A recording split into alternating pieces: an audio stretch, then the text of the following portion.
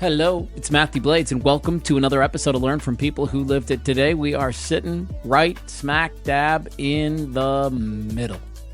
Remember that book from Dr. Seuss, Oh, the Places You'll Go? And he talked about the middle being the most useless space. Yeah, I can vouch for that. It is. I think most of you know that I just lost my mom on April 1st, and then just a few weeks later, I lost my best friend of 35 years to some complications due to a cancer trial. And so if there's anybody in the world right now that just kind of feels like they're spinning somewhere in the middle of this universe, it's me. Nothing feels very concrete right now. I do definitely feel very much in the air, up in the middle, sitting in the question mark, as I like to call it. And Cortney McDermott is one of my favorite people to podcast with, and we were scheduled to just kind of have a download session, just talk this morning. But then after a few minutes, we said we should hit the record button because she too is dealing with a major life change right now, and in her own way is kind of swimming in the middle right now. So let's spend a little bit of time together. For those of you who, too, find yourselves in the middle, someplace between the beginning and the end, and it's just not feeling very great, let's kind of serve up this podcast as a means of saying you're not alone. Other people are swimming in this too. And what's cool about our chat is we're going to walk through the tools that both of us use when we're sitting here in the question mark to help make life make a little bit more sense. So please sit back and enjoy this 50-ish minute conversation with my good friend and two-time best-selling author Cortney McDermott today on Learn from People Who Lived It. Looking for no bullshit conversation about mental health? Find Learn from People Who Lived It wherever you get podcasts. Search it using all one word. Learn from People Who Lived It. Welcome to another episode of Learn from People Who Lived It. In my life right now, there's so much shifting and changing. There's another huge death coming. I have lived in, as you know, I've lived in Italy for over half my life and getting ready to move back to the US. And that has had so many waves of, really? Like, you're doing this? And really, you're doing this? It kind of reminds me of, have you seen that movie Tangled with the Rapunzel remake? It's like a cartoon. I think so. Yeah. Okay. Well, there's this point where she escapes the tower and she's like, yay. She's like, what did I do? She's freaking out. She's like scared, but she's also super excited. And so that's happening. And I feel a kind of, I guess there's no other way to say it than a kind of a grieving to who I was or who I thought I was, but there's been so many different versions of that. But it's like you realize, wow, all of these pieces that you had to let go of. And the constant letting go, like I think what I'm feeling more and more now is just like let go, let go, let go, let go. Like every single strand that either I'm clinging to or I'm resisting, it's like let go, let go, let go, let go. And so it's like all these mini deaths. It's really... I want to harp on this a little bit. I want to dig into this a little bit. Let go, let go, let go. Let go of what, right? So all of us at one point in our lives has made a decision to elect into a certain scenario or a certain thing or a certain place or whatever. And that comes with it, this whole identity. So I'm going to put you on the spot a little bit, Cortney, and I don't think you're going to mind. What did moving to Italy and starting your life there, what did that mean for you 18 years ago, 19 years ago? I moved here, and at the time, I didn't know it, but I really was not conscious of this at all, but I was escaping. I was so escaping from a lot of just really kind of intense stuff from my past. And this idea that like I could live in a different country, I could kind of just, I don't even want to say start over, because at that point I was doing well. I was kind of like academically very precocious. And so at that point, when I moved over here, I had already finished my postgraduate work and I was 21. So I was like super young, and I was just getting into living with my soon to be husband and just like very excited about a new me, like a new version. I didn't really know what that was, but I think I really fantasized about like living in Italy and learning the language and all these things. And it's funny because actually I should probably keep that fantasy because it's beautiful. Like the fact that I lived I lived in France. I learned these languages. I learned these cultures. I connected with these people. I know them intimately, like maybe even more than back in the States. Cause I grew into, I don't even want to say, I just grew into totally and radically different versions of me. So I wouldn't even say like adult or whatever, but I grew into radically different versions of me here and within the context of my relationship with my ex-husband and just like, and becoming a mother and like all these things. So there's so much that is like, oh my God, now you actually have to let all that go too. And it's so much to say what all that was because they were so many different personas, so many different embracings of like possibilities. And now it's like, oh, all of that now has to go to when you talk about putting on the spot of letting go. Like really what I'm seeing is letting go of like everywhere that I'm holding on, and holding on can mean that I'm attached to an idea, like I'm wanting it, or holding on can mean I'm resisting it too. Like holding on could mean, oh, I don't like this, but just by kind of staying with it, I'm holding it to me. And so every time I'm just noticing that so much more. And I'm just like every single time I'm just inviting let go, let go, let go, let go, let go, like let go. So yeah, if that answer the question. Kind of. What's been the hardest to let go? What's been the hardest to reconcile? Is there, and I'm going to ask some questions, and if I'm off base, but I'm just going to ask them anyways. Like, does leaving Italy mean something to you? Does once and for all, exiting the country, where former relationships resided, does uprooting your family and moving to a new location? What are some of those things? How are you dealing with the letting go of that? Because I guess it can feel like you're letting go, but you're not really letting go of much. You're still going to be a mom. You're still going to be in your career. You're still going to be doing a lot of the things that you want to be doing. You just can have a different physical address. And so on some levels, I wonder if you're entertaining that thought of like, well, what is going to shift? My location's going to shift. But what else will shift? What do you think? That's such a good question. This is a series of questions. I think I don't know if I'm afraid of letting go of like a specific construct versus just noticing that I still have all these constructs and like noticing the attachments that I have around those constructs. So like noticing that there are still present attachments around constructs that actually I thought I had dismantled. Like, for example, my relationship with my ex-husband, like we get along and we co-parent fairly well, I think, but it's like, whoa, there's still stuff there. Like there is like a grieving, and yet it's like, what is that grieving for? I mean, we've been separated and divorced for years now. So like, what is that? But there's these strands, and I don't need to define them so much as I just need to feel them so that they can be freed, if that makes sense. So yeah. It's not like one particular one, but I'm going to turn the tables toward you for a second. You don't like here. the spotlight on you. Yeah.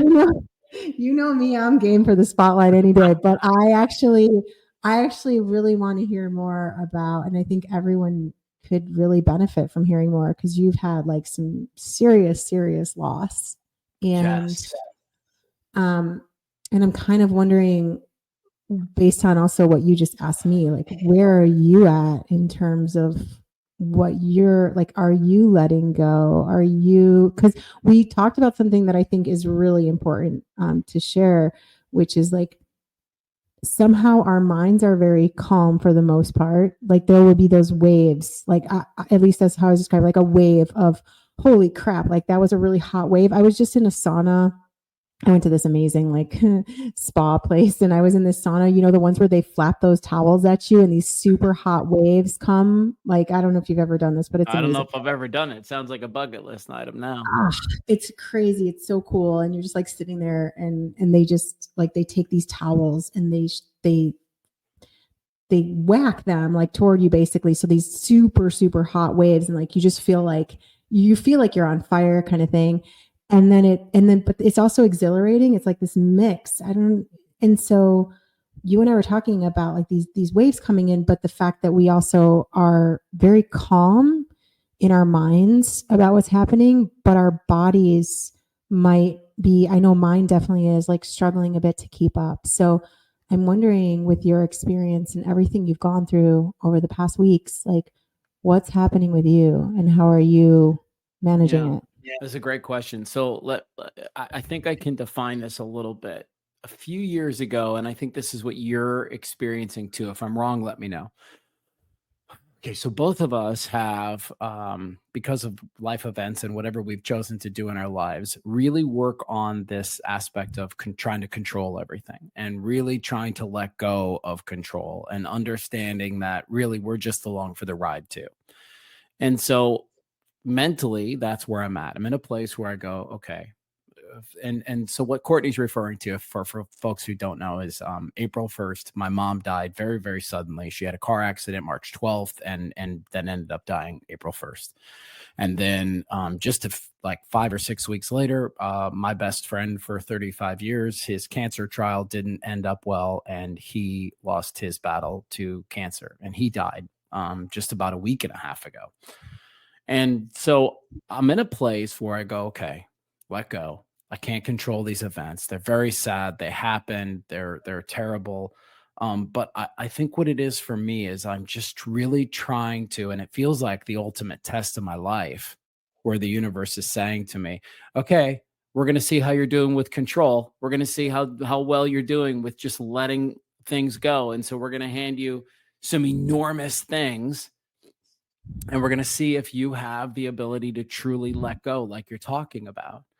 And I'm in a headspace right now, Courtney, where here's how I feel. I feel like, why in the world would these two significant people in my life, these are pillar people, right? Like your best friend and your mom, these are pillar people.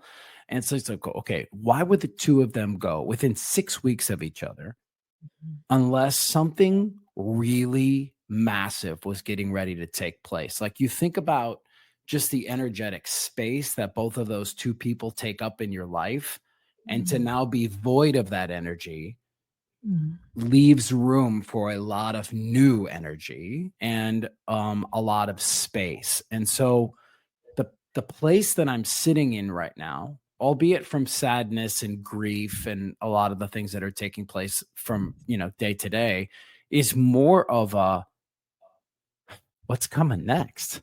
Like, what's getting ready to happen after this? And I don't know how healthy that headspace is, but it feels like a good place for me to swim right now, which is, what's coming next? What is all of this getting ready to unfold and mean? And I'm trying to do a good job of not looking too hard while remaining open that certainly something has to be coming my way. I don't know what it is. Good, bad, ugly. I don't know what it is, but something's getting ready to shift. So that's how I'm feeling right now about this whole thing. I really love this notion of space. You do? Yeah, I like, something really hit me earlier today, actually, talking about with there was just this, someone was talking about the space around pain, like when you create, when there's space that's created around pain. So it's like, it's still there, but there's this space around it that makes it more, I want to say, faceable. Yes. Like something you can actually just like be with. Whereas when that space isn't there, it's kind of like I can't breathe. Like it's so suffocating. And so I think that's actually a really powerful, beautiful place. I think space in general, I've been playing for the last, I guess about a month. I've been playing with this notion of space. It's like really, really prevalent in my thought space is space, space, space. It's all space today. But just like this idea that we are mostly space, right? Which is something that I've taught going into even the science behind it is fascinating. Like, and I think that once you really embrace that, it's what makes you really malleable. Makes you sort of like earlier today, I feel like I'm Play-Doh. Like earlier today, that's what I I felt use the like. word mushy. I use the word mushy, Court. Yeah. Same thing. Yeah. I've been using that Yeah. word for like 3 weeks now. Yeah, I was like, I'm Play-Doh today, and like all this space that's around, it's shaping my form in different ways. And I don't know, like to your point, I don't know what that's going to be. And I think surrendering to like the excitement of that, like not, because you could label it in so many ways. And I like to think of it as like, oh my God, yeah, I'm also excited. Like when I feel those waves, because I mean, really, what are we labeling like that? Again, those just become constructs like fear or anxiety or whatever. They become constructs. Like really what it is there's this excess of energy, and it's like, how do I meet that? How do I welcome it actually? And recently I was in Spain, and I just remember walking into my friend's house and thinking, I'm so welcome here. Like this thought came to my head, you're so welcome here.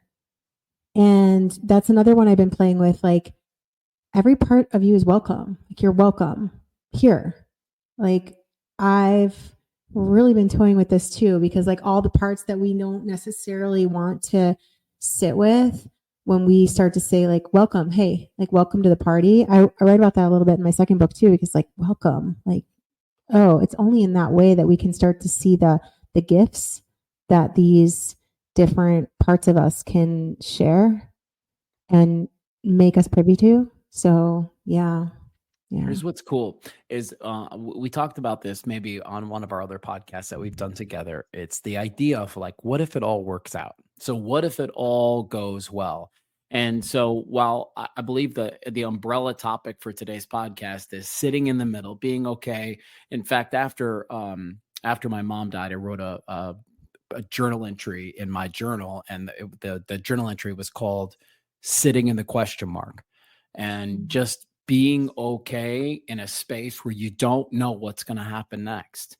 And it's a lot easier for all of us, myself included, to kind of know what's coming, because then I can plan for it. Then I can, start to move that direction. But when you sincerely just do not know what's coming up next, you don't plan for anything. You don't do anything. You just sort of have to be.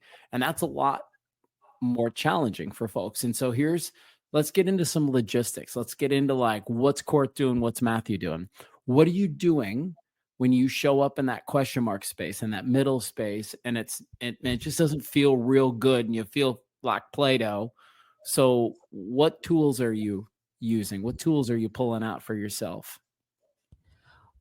Okay, well, I want to start actually with like the delusion, like the collective delusion around control. Like it's an illusion, but it's also a delusion. Like we actually really don't know. I mean, people could die from the next day next. You could, we could. Like I actually love to live in that space. I actually truly enjoy the space of the question now. I didn't used to, but like I really enjoy living in like, I don't know, and I get excited about the most mundane stuff ever. Like the stuff that people be like, like that they wouldn't even think about it, but like I'll get excited about waking up to make my mocha. Like I will get genuinely really excited about that. And so I actually think the slipping away, I think that's actually where our consciousness is heading. Like we have to let go of this very abrasive and delusional idea of control. Like first, I want to say that. But when we talk about tactical, like real things that we do, I think for me, it's more those waves that I was talking about before that are going to hit you, and they're really uncomfortable. And so before, rather than face them, I would, and I still do this sometimes, but like I would sort of self-medicate in some way, like whether that is like, oh, an extra glass of wine or some food or whatever.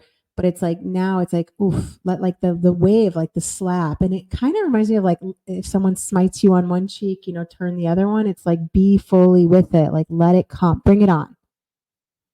And so what I'm playing around with is like really being with it and really opening up about it. Like when it happens with people that I'm close to, that I feel safe to do that with, is like, whoa, man, I just got a major slap. Like I went to this physical therapy right before we talked, and like right after, I sent this message to this woman who I've been working with, and I was just like bawling my eyes out, and I was like, all this stuff came up, and like blah blah blah. And after I finished like the 2-minute, 3-minute voice message, I was like, oh yeah, hey, I actually like feel a lot better. I just kind of just shared that. And like, or dancing is a huge one for me, or getting outside, like getting outdoors is so huge. Like I danced right before we talked, and I was telling you when we got on, like, I think if it was anybody else but you today, I would have just been like, no, mama's in it. Like, I'll talk to you another day. But I really wanted to connect, because that second point that I made of like people that you feel like, wow, I really want to share this space and this vulnerability with someone, that I feel that trust and I feel is moving in that same general direction around where they want their consciousness to be. Like, I think that's an important thing too. Okay. So what I heard in there is that, you're letting yourself feel these things when they're showing up. You're just kind of letting yourself be slapped, to use your words, and you're going through it. But then on top of it, you're sharing, you're opening up, you're being vulnerable, you're with trusting people you can trust, but you are opening yourself up to what people are saying. For me, Cortney, what I'm doing a lot is I'm really stepping into my breath work more than I ever have in my entire life before. And so I've always practiced meditation. I do transcendental meditation, but anybody that knows anything about TM is that you're supposed to do it twice a day for 20 minutes per session. And I would say probably, I don't know what the number is, but I'm going to say more than half of the people like us who practice TM, we usually just do like the morning session or the afternoon session, and we don't do the 2 sessions. But I've been really, really cognizant of stepping into both. And then I've also learned through Lucas Mack this awaken shamanic breath work that he does and teaches. And I have been stepping into this little 5-minute breathwork session for him that he teaches on his website. And really, just briefly, for people that are interested, you can go to awaken.com, I believe, and you can learn this free 5-minute video. But it's a 10, 20, 30 breathwork thing. And so it's shamanic breathwork for 10 breaths. And then you kind of have this long pause, and then you do 20 breaths and then a long pause, and then 30 breaths and a long pause. And it elevates your mind. It takes you out of your body a little bit. It helps you kind of like zoom out, which is one of my favorite expressions these days. And so for me, it's been what you said, feeling it, number one, but then 2, like stepping into my breath work. Whereas before, I might have done the same thing that you did. I would have self-medicated all day long. And it would have been one of those things where, and I even lie to myself sometimes when I self-medicate. I'll say, I'm going to self-medicate so that I feel it more, so that I can really go through it. And it's such baloney. And really, where I notice the most and biggest shifts is when I face it head on, in a breathwork session, in a yoga session, in a workout, in physical therapy. I mean, you can do this a lot of different ways. But what I notice is that when I face it head on, and I just get real sad, mad, glad, whatever that is about it, I genuinely do feel better. Similar to you, like I left a voicemail, like I left a 3-minute voicemail and I felt better. That's not a mistake. That's how it works. Yeah. I think it's actually, and also, we see this too. It's just like the release of neuropeptides too. It's literally just not allowing the energy to become stuck inside you, and stagnant. I think it's just like It's all of the metaphors you hear about like the river and just letting things flow through and just not, again, to go back to what we were talking about at the very beginning, like not attaching. Um, there's something you said in there that I wanted to come back to. Oh, just the breath work. So first of all, yeah, I totally want that link. That sounds fun. And it's funny, like one of the biggest things that I was reminded of this morning, and I was reminded of in a session. I did a session with someone last week, and she has had some really, really intense trauma from her childhood. And she's done all this work. And I was like, okay, I'm just going to time out of all of that for a second. Like, we're just going to get horizontal, like as simple as laying down. And she was like, oh God, she's like, of all the things that emerged for her and that shifted for her in the session, which she told me like so much shifted, like the biggest thing was just relax, like just lay down. You don't have to be on this high alert all the time. And it's funny because even though, we teach these things and all this stuff, like this morning I was working on some client summaries and I was resisting, like just laying down. I'm like, that's how all of the greatest information is going to come to you. So just lay down. But there was a part of me that's like, I'm looking at all these different lists that I got and, getting ready for this move and all this stuff. And I was just like, just lay down. So I did. I laid down, even though a part of me was so active that it didn't want to. And I laid down, and then all of a sudden, just, all like the summaries came through, the next steps came through, all this stuff. But like, in the throes of it, it can be hard to remember. I love the fact that you've like gone back to some of these just basics that help you. Because I do believe it's like different strokes for different folks, and you really have to recognize what works for you, not just take what works for somebody else, but really like, oh wow, that thing actually, like the 2-minute, 3-minute voice message actually made me feel better. And like, oh, maybe I might try that, or maybe not. But like just recognizing, oh, hey, something was released there and left there, like not inside of me, where it's just creating havoc. Yeah, and I know what I was doing before wasn't working, right? That's clear to me, and I hope that that's clear for other people that are listening too. It's like you may have been trying it one way, or you may have thought your release was working one way, but I don't know. There might be real significant evidence to prove that you're not doing anything. Like you haven't moved through it at all. You haven't actually felt any ounce of this stuff. And there's a few things that I've taken away from this Cortney McDermott over the year and one of them is the busy piece, right? And now I'm starting to really distance myself from people that declare themselves busy all the time. It almost feels like a turnoff to me, and I'm like, oh, those are not my people. And then the other one is getting horizontal, laying down, letting it show up for you, and just sitting there and going, okay. I mean, it kind of goes back to one of the first podcasts you and I ever did, where I learned a lesson, hand over heart. What do I need? What do I need? What do I need? What do I need? What do I need? Until it shows up. And you kind of do the same thing. Just lay down and let it show up for you. So let me put you on the spot again. What's showing up for you when you get horizontal and you lay down? What's showing up for you around this move that you have coming up? Oh, that's good. That's good, Matthew. So today when I laid down and like really got with it, there was so much pain, and it was definitely also of an emotional quality in my gut, like so much. And I just started to notice just like the physical therapist was touching the area around my gut, and I just tears streaming down my face, just so much. And then trying to stay out of like any stories about it, but there were images, there were things arising, and it was like, this is, you mentioned the book, The Body Keeps a Score, which I've never read. I should definitely read that. I'd like to read that book. You know the gist of it. You got the gist of it. But the title is so fantastic in terms of like this reminder that there's stuff that's stuck in our bodies and we need to find those ways of releasing. But yeah, I definitely felt so much there. I have felt a lot because I just want to talk about this from a somatic perspective, like rather than a story, just like what's happening somatically.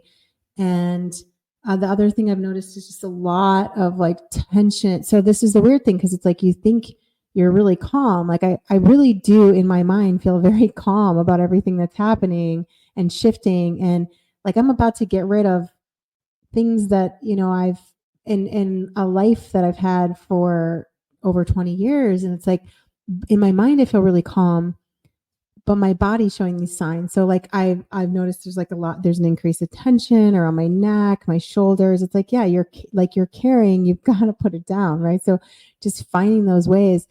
And yeah, so there's a lot happening like in my physical body. There's a I feel the lot. same thing. Lots in the neck, lots in the shoulders. And I had a practitioner tell me that my neck tightness, how did she phrase it? I'm going to screw this up, but she was basically said like, you're having a hard time seeing what's around you.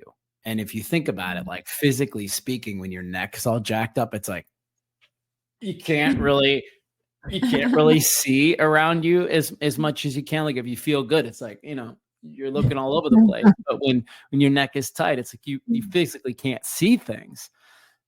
And so it's interesting that this is where a lot of that shows up for everybody and just gets. So but it makes sense to me. I mean, from your perspective, when I think about what you're getting ready to do, holy smokes, like this is the like 5 to 6 major chapters in your life story. If your book is Moby Dick, right, and it's the life and history of Cortney McDermott, it's like the first 5 or 6 chapters were all the stuff leading up until your move to Italy. The next 5 or 6 chapters were all the stuff that happened in Italy. And the next 5 or 6 chapters that are getting ready to take place are going to be all the things that happens when you make this move and you step into all this newness, this new greatness that you're getting ready to embark on. But there's no way around it. You had this same fear, because I think about this as it relates to my career too, because we have a lot of similar threads. I had that same fear and anxiety and apprehension and grieving of leaving it all behind the first time around.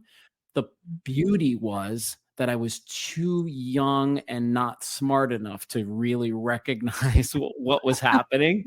And so I was just able to run and push through. And it was like, what do they say? Youth is wasted on the young. Like, and that from a wisdom standpoint, right? When I was 23 years old, it was like, see the target, run toward the target. Now I'm a little older and I'm like, okay, that could be a target, but that too could be a target. That too could be a target, and there's other things that are important rather than just the singular thing. And so it makes sense to me that you're shifting through a big space right now as you get ready to step into what's next for you. How could that not be scary if you were being honest with yourself? Yeah. And I actually, this target piece is so important because, well, so many things came up while you were talking, but one of them was that there's a line from the Bible. It says, a divided mind is unstable in all its ways. And the more the mind kind of like fragments off into these different potentials, like I think there's 2 really big traps. One is that fragmentation, which is just exhausting. And the other is wanting it so badly that you lose connection with that intelligence that courses through you. So there's this great, I don't remember, I want to say it's from Lao Tzu, but that's probably not right. But there's this archer who says, they say that when this archer aims with all his presence, he hits the target, no problem. But if there's a prize involved, like they talk about a prize, a brass prize or a prize of gold, at the prize of gold, like the archer becomes blind, right? Like he can't even see the target anymore. So it's this excessive, like it has to be that thing. And I think what's happening right now for me is really curious, because it's like I have a vision, but I'm really like, there's a loose energy around it. There's so much space, to go back to what we were talking about before.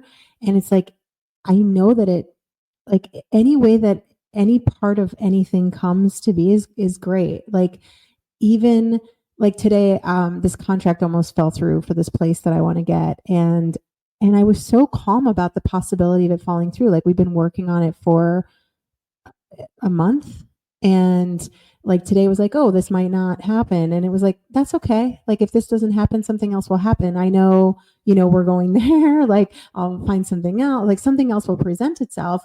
And then it didn't fall through, and I'm going to confirm everything right after this. But it's like there's such a like an opening to it's okay. That doesn't mean like everything is they say how do they say that? There's an expression like pani tulipani, like bread and tulips. Like it's not all this like whatever you thought it needed to be for it to be good. It's like it's good just because it is. And so I'm just really like the more I kind of steep myself in this awareness, which is really an awareness, it's like a consciousness, the more I'm seeing also just like the very fluid outflow and like inflow of everything. It's just like, yeah, okay. And I have these lists, but like I'm not, there's no that energy is just so calm around it. So I'm saying like that's what I was saying at the beginning of the call was it's so strange to feel this way in my mind, but to see like my body maybe hasn't caught up to where my awareness is. Like I don't know, but these things are present, and let's talk about them. Like I'm not trying to hide that they're there. They're there. The other thing I've noticed is like people are trying to plan things with me already when I get to the States, and I'm just like, I can't plan. And I write about this a little bit in my first and my second book. Like the year I stepped away from conventional planning, which was back in 2017, like I let go of all the kind of planning stuff that I was doing because I just realized the monstrosity of it. Like we pigeonhole ourselves into these ideas of like how it needs to be. And then, oh, we get excited if it happens. We get frustrated if it doesn't. We think ourselves a failure or worthy or based on these outcomes. And it's like, it's such BS. It's such BS. Like, just let it go. Do all that you can do that day that you feel really truly called and enlivened to do. And then just let go. Like the likelihood of you actually hitting the mark, to go back to the Archer point, which also reminds me of sin and the origins of that word, like to sin, meaning to miss the mark. The term has gotten severely convoluted over the centuries, but it's like it's missing the mark. It's like you just didn't have your senses with you when you were aiming. Like, yeah, aim and just let it go. And it's yeah. So anyway, that's a lot, but that's It is a for lot. I want to go back to a point you just were talking about a second ago. It's like this contract that fell through. And so to me, you know me, I speak really literally because I think that's so helpful for people. And so Courtney's contract on her house can be a metaphor for anything that's happening in any one of our lives. It's an event that we're working on, we're putting some energy towards, and we're hoping for a desired outcome. And if it works out for us, that's going to be great. But if it doesn't, well, then that'll come with a different set of circumstances. But one of the things that I wrote down while you were talking was the meaning we give what if, the meaning that we give to if I get this house, then that will mean this, and then that will mean this, and then that will mean this. But I also think that those same things could happen if you found a different house to live in, if you found a different place or a different contract to go in. But we give so much meaning to no. This is the place I need, or no, this is the guy I need, or this is the girl I need, or this is the job I need, or this is whatever I need. And I'm really guilty of doing that, which is why I like talking about it. I like to dissect the meaning that I give to these things because I don't know, based on my relational programming from growing up, I still am in a place sometimes where I don't trust myself fully with the way that I'm thinking about stuff because I wonder if it's tied to old relational programming. And so Mm. I just wanted to articulate that because I think as you and I are having this conversation today, we're both kind of opening up about how we're feeling.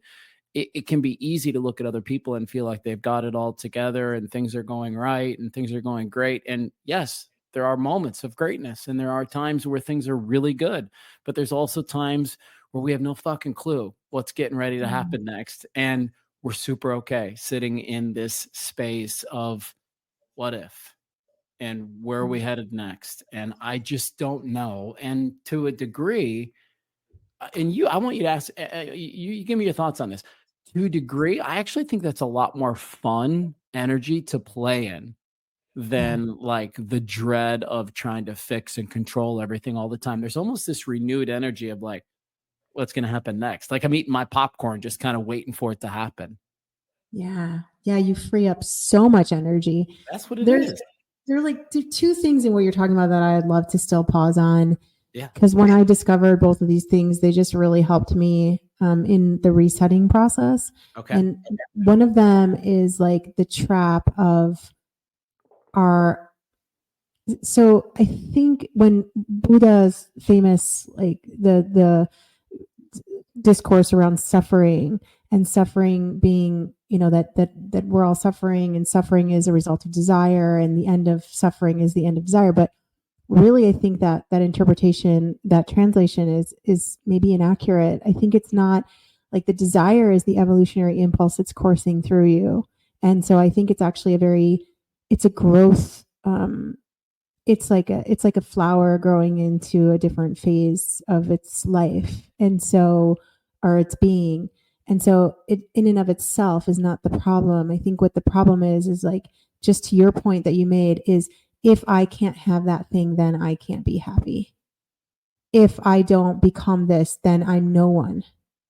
That's the lie.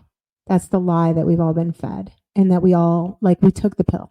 We took, what color pill was that in the Matrix? We took that one. We took that one and we're just like, okay, we're going to live in this delusion. And I think the minute you can kind of free yourself of that, of like, this isn't actually true. It's not actually true. And the other thing that you said in there that I'd love to still pause on just for a second, because I think it could help people. It really helped me, and it helps me all the time, is like, it's actually very wise that you're not trusting the thoughts all the time. Because unless you're consciously and actively directing thought, which the vast majority of humanity is not, I've been working on this for years, and I talk about everything I've done around this in the second book. But it's like, unless you're actually doing that work, which is the hardest work in the world, I've never found a more difficult thing to do. That's an electrical impulse that is just running through you. It's, again, your attachment to like that particular impulse that can get you into trouble. But like, I think it's actually much wiser to do what you're saying of, I'm actually going to stop. I'm going to doubt this thought. Like, this thought actually doesn't feel good. And I think it's as simple as that. Like, the litmus test is that simple, because again, we go back to the body. Like, it's creating disruption in the body. When a thought impulse is actually harmonious with your being, it doesn't create that disruption. It creates a sense of excitement. And like you said, play. It creates a sense of play. And so when I started becoming more and more aware of that, and as I become, because I'm constantly more aware of this, like, I wake up and I have the most marvelous thoughts normally. Because again, like, it was partly came from directing, but now it's like, well, like, for example, this morning I woke up and I was like, oh, that's what it means to become again as children and inherit the kingdom. It means this openness, this present moment freshness. Like, I'm fully open to what's here right now. It did, because I used to think it meant like, playing and smiling and like having fun, but actually it's just like everything that's happening is something that's just happening, and I can like really stay open and fresh to it. And I don't know why, but like somehow this morning, all of that just made miraculously so. Like, I opened my eyes and it was like, this is what it means. And it just felt so clear. But I just feel like, again, when those thoughts, when those electrical impulses are feeling good, like, and harmonious with this like frequency that we're both alluding to, is like, yeah, that's like, it's juicy and it's life-giving and life-affirming. And when it's not, it's like, stop for a second. And to your point, like, question it and consider whether that's actually truth for you. I learned something a few years ago that blew my mind, which was that the average human has 60,000 thoughts in a day. And I was like, that's ridiculous. That's such an insane amount of information coming our way. And we should probably pause and go, where's that coming from? Is that from a good place? And you nailed it on the head, man. Trying to unwire your relational programming, trying to unwire the way that you used to approach every situation because of the way you were raised or the life experiences that you had.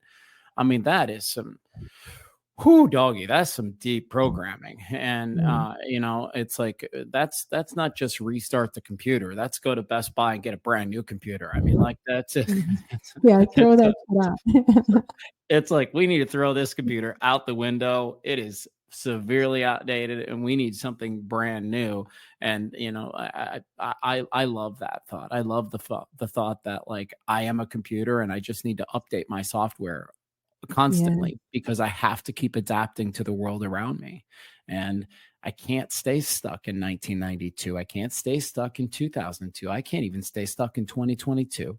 Like I have to be right here, right now, as hard as that is for me, because I grew up in a home where controlling my environment meant that I was safe.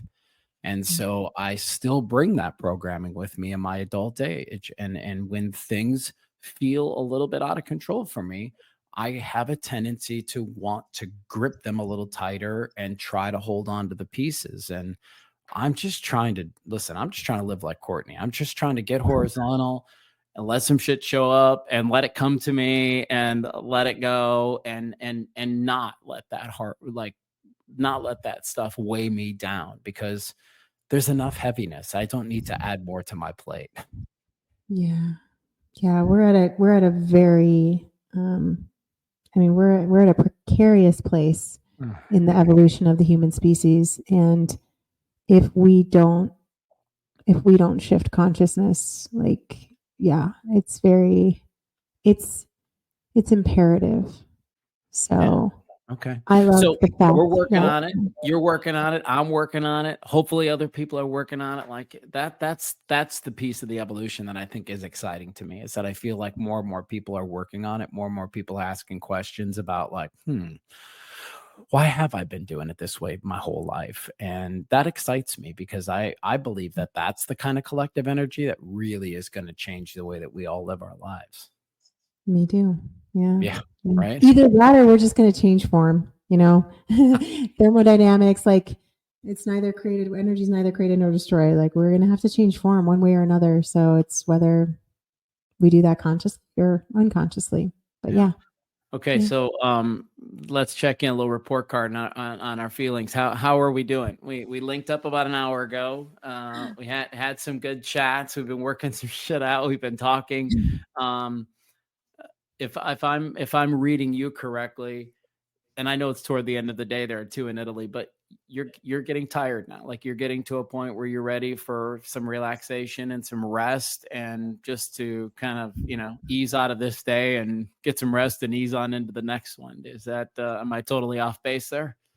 Yeah, no, I'm actually right after this. I'm going to sign the contract on my new place, make a bank transfer, and then get offline. So yeah, 100%. Yeah. Oh wow. I can't believe like this is the day. This is the day where the contracts get signed and you start to I'm excited about it, quite frankly, because I'm glad you're coming a little bit closer to this part of the world, because I'm excited to spend a little time with you and just see what that whole thing is about. Yeah, we're gonna be neighbors. I know. Finally. More All or right. less, more or less. Yeah. Okay, so parting thoughts, final thoughts. Somebody's come to our podcast because they too have been just living in the middle and haven't really, and maybe they're still in the middle. What's your final words of wisdom for them? Yeah, one of the things I like to do is, like I said, get horizontal and just remind yourself, like, it's okay. It's going to be okay. Just give that loving kind of mother, father, principal energy to yourself and just say, it's going to be okay. It's going to be okay. For as long as it takes for your nervous system to reset. And also just, I want to say, wow, whoever you are as a human who showed up and listened to this conversation, felt something, like, holy crap, chapeau, as the French say, like my hat is off. And I'm just really, I feel really grateful to share the space with you and whoever is here with us. We have 3 goals with Learn from People Who Lived It. 1, to help you feel less alone. 2, encourage you to seek out a coach, a therapist, a church, anyone who can help you get through your journey and find some healing.